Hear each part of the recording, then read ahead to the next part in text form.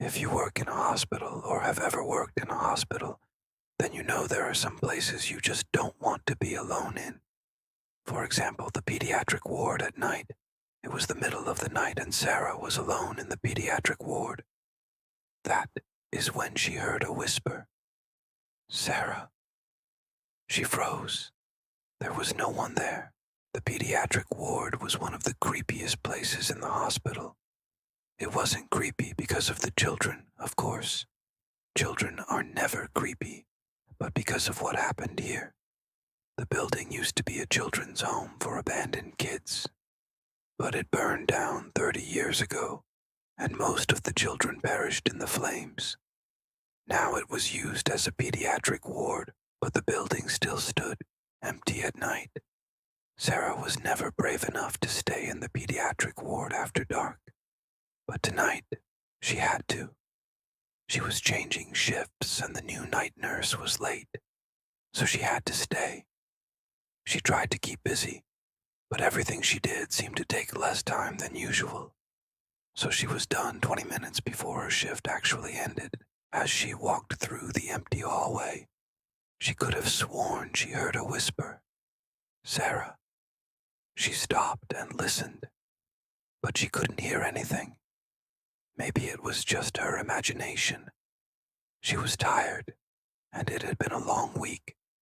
Still, she didn't want to stay another minute longer than she had to. So she hurried out of the pediatric ward and into the brightly lit hallway.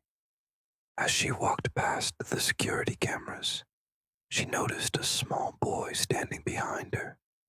He looked about 4 years old, and he was wearing a hospital gown. He turned to her and smiled, then walked away. Startled, Sarah quickly looked away. She must have been imagining things. It was just a hallucination brought on by exhaustion. But then she remembered. No one else was supposed to be in the hallway. The cameras should have picked up anyone who entered the restricted zone. But when she looked back, the boy was gone.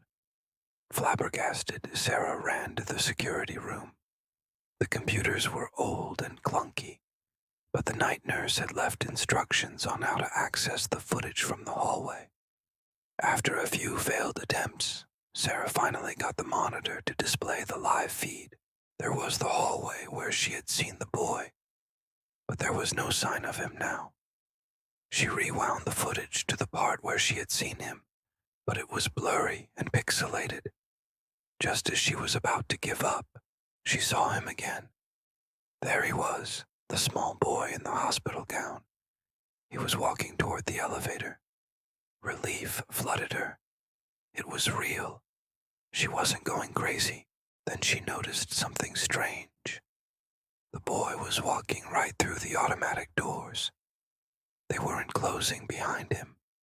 Confused, Sarah watched as the boy entered the elevator, and it went up. He stepped out on the 4th floor and walked down the hallway. It was the pediatric ward.